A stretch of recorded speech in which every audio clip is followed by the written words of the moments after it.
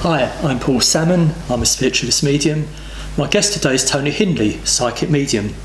Hello, Tony. Yeah. I introduced us to me as a spiritualist medium. You as a psychic medium. Yes. Does that bother you? Which terms we use? Not really. I've taken on the term of psychic medium through the followers that I have, really, because a lot of my readings, when I'm doing readings, even though I'm connected to the loved ones normally bring a lot of fortune or a lot of future direction for them. So that is more the psychic level. So I kind of combined them both together, really. Sure.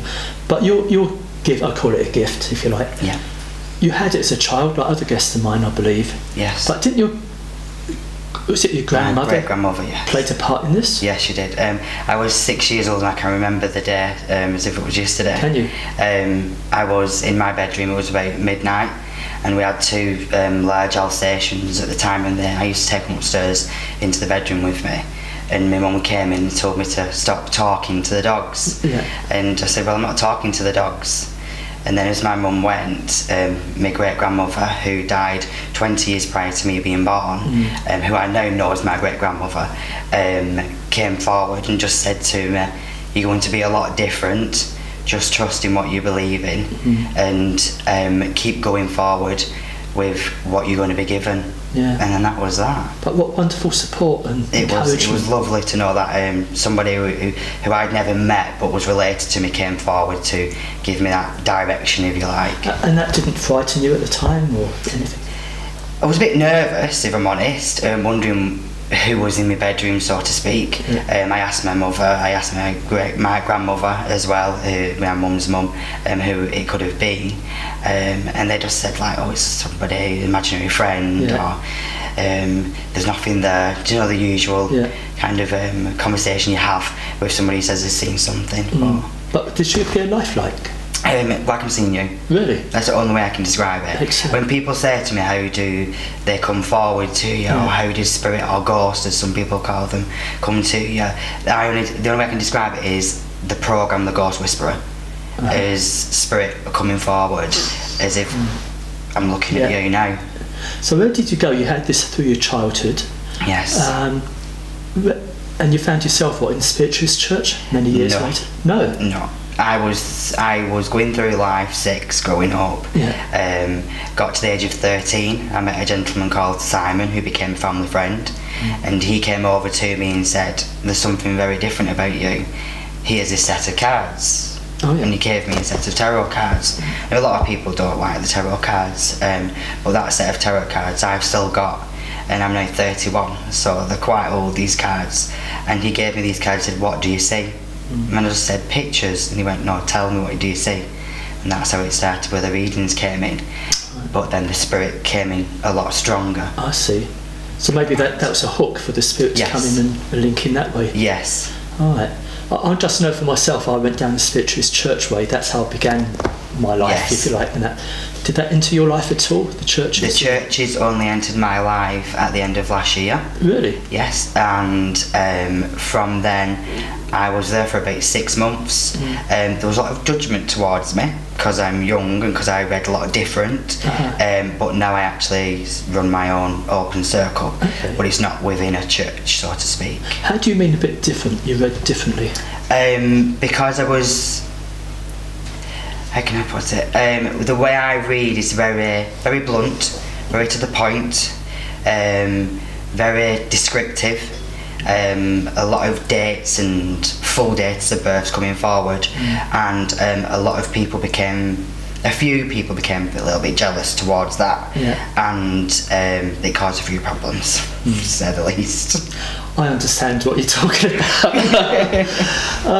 You say now you do your own workshops? Yes, do your own workshops. Can I go back a bit? Yes, So 13 years old and working upwards, getting older, were you giving readings to family and friends at that time? And did it spread out to people you didn't know? I started giving readings. I remember walking through the Atherton where I come from, and seeing little old women stood outside shops but who weren't even there, and me asking a lady, say for example at the butty shop, saying to her, "Do you know who this lady is?" And she'd say, "Well, you're describing my mum, but she's passed. Yeah. So it kind of started like that, and then I started doing readings, like I said, at 13, more full, with friends who Simon knew, and then friends of his friends, and then friends of his friends, and so on. Okay. And so I started reading at the age of 13.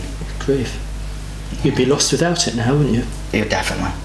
It's just become part of the furniture, if you like, sure. really. It's just in my mind continuously and around me. So tell me about these workshops you do. Yes.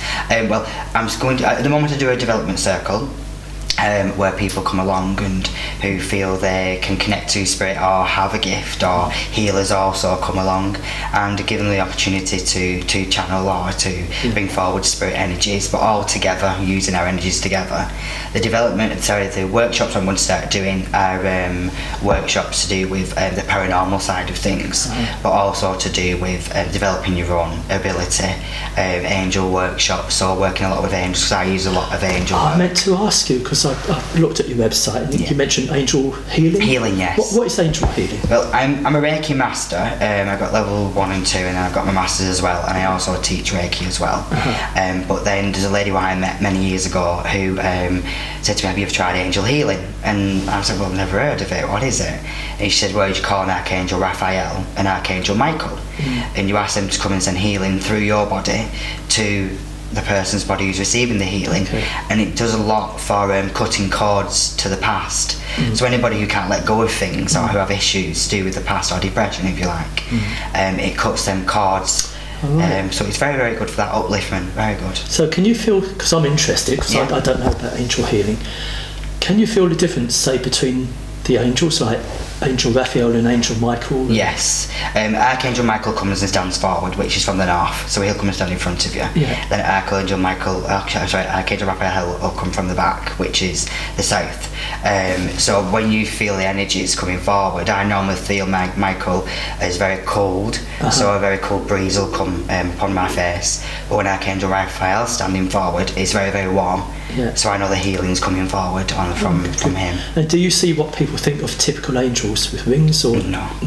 I always say to people, if you look at angels, they're not masculine, they're not feminine. They're very, very just a blank canvas, a blank face. So it's how you see them, it's how they come forward to you. So an Archangel Michael, for example, comes forward to me, he's just wearing a general suit, he's holding a sword, so he's got his suit on, he's wearing a sword, he's got short hair. And then Raphael is more to do with the wings. He'll come forward with wings to let me know that he's bringing forward the higher level of healing, if you like. The energy must be immense, mustn't it? It's beautiful. I sleep for days after I've done angel healing. As it's a gift, for want of a better word, maybe a gift, but do you still have to work at it? Definitely. Even as a child or teenager? As a child growing up, I didn't understand it. So I just felt that's... Now I look back and think, well, Spirit were just guiding me. They were just guiding me to where I needed to be. And they guided me to Simon to give me them tarot cards to get that stronger link with them. And now being 31, my gift has changed so much on many different levels, from age 21 to the age of 28, then to the 31. It's changing now again. Now I only do readings when I have no shoes on. That my guide says to me, take your shoes off. Why do you think that is? To keep me to the Mother Earth, because she was she's an Earth witch from way back when. Okay. So I know now to channel her energy, or to bring her energy forward. I need to have more of a connection to Earth, to do with not having my shoes on. So I don't know what I'm going to be like when I do my next audience. But you do public demonstrations, I do, so yes. how do they differ to church? People in church. Then again, you didn't do many churches. I did a service at a church on Sunday afternoon. Sorry, and it was very good. It was very, very relaxing, and very the people of the church embraced, and they want you to succeed, or to do well, or to get messages forward. And then when I do the public demonstrations, which I do, it can go from having 100 people there to having 200 people there. The biggest one I did, I think, had 250, which I didn't expect that. That was the first ever one that I ever did. But as from the churches, it was more smaller, more intimate, if you like. That's, I think, the change. I think that's how they differ. The more intimate in churches, but public ones. I find it's like a totally different language. Yeah. You say something in the church, people understand, but you've got to explain, and people in an audience, if they're not used to a medium, don't offer up to claim the message, or it's a bit of a battle. I don't suppose you've got time for hobbies either, like other guests of mine, Tony. Well, I do try, but I have got one hobby that I do, which I've actually started doing more on a business level, if you like, where I run paranormal investigation nights. So even that's wrapped up in your... In the mediumship side of things, because I am the medium on the night, and then I have 3 other team members who are alongside me as well. Okay. So I've started running that. Excellent. You'll have to bring them down one day. Yeah, they'll be more than happy to. All the way from Manchester. Yes, from Manchester. Another 5 hours. It'd be wonderful to have a team of you here. You can tell me what each of you do. And that's it, definitely. Okay, but have you got any hobbies to keep your mind separate from the paranormal or the mediumship? To be honest with you, no. No, I just tend to try and relax with my family, my niece and my nephew. They kind of keep me level-headed and keep me back on the earth plane, if you like, rather than up in the spiritual plane continuously. But a lot of my hobbies do revolve around what I do. Yeah. Because I'm so intrigued by it. But I think a lot of us are. I've spoken to guests in the past on the show. As for myself, it's all encompassing, isn't it? Yeah, that's it. It's and someone said to me once, "Oh, it's a bit morbid. You talk to the, dead. You think about the dead all the time." Well, no, because they're not dead. Yeah, no, they're not dead to us. Yeah. The physical bodies may have gone, but the spiritual energy is still there around us. So your grandmother came to you. Yes. Was she mediumistic at all? Do you know? It's very strange because where we've looked in the family tree and then the line of the family tree, there's nobody actually who's ever done what I'm doing. Right, because I just wondered if it skipped your parents, but... No, my mum's very, very forthcoming with it. She enjoys what I do.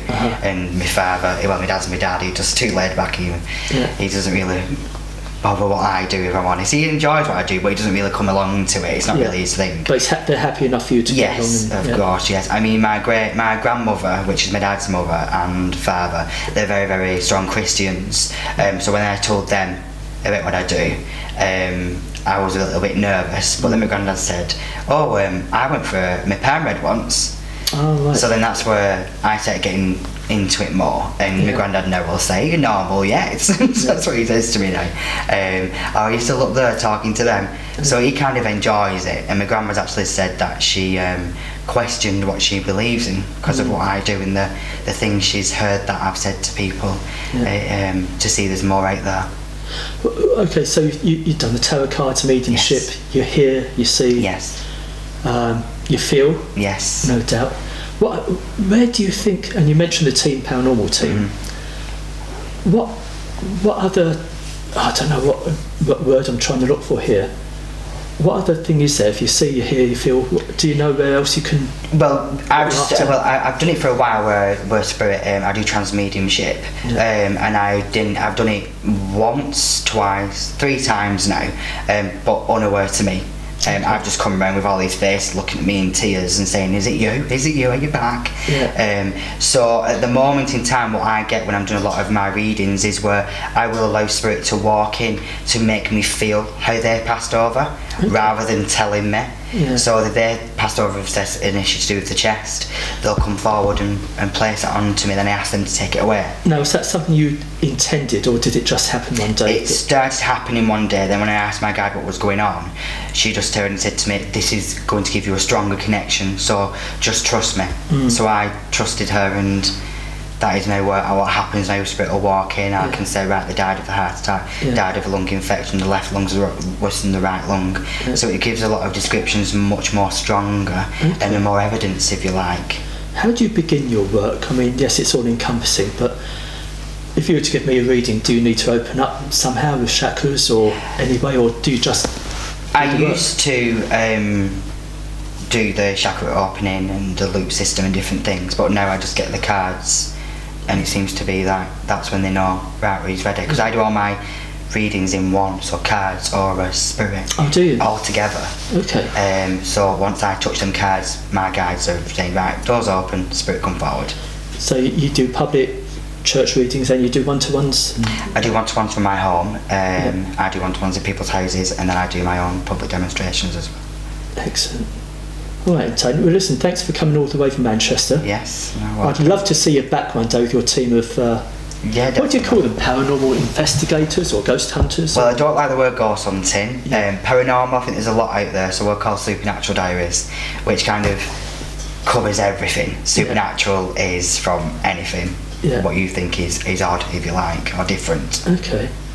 Well, thanks again. I wish you well for the future. Thank you very much. Another book coming up, maybe? Because I always ask my guests if they got a book. I have. I think I'm 5 chapters into my book. Oh, yeah. And I'm going to finish it off, but it's been put on the back burner for a little bit, just to get everything else on the way. Yeah, excellent. Because I always think people like to read about what we get up to and how we work. Yeah, definitely. It's intriguing. Excellent. Thank you, Tony. Thank you very much. All the best. Yeah, thank you very much. And see you again. Thank you.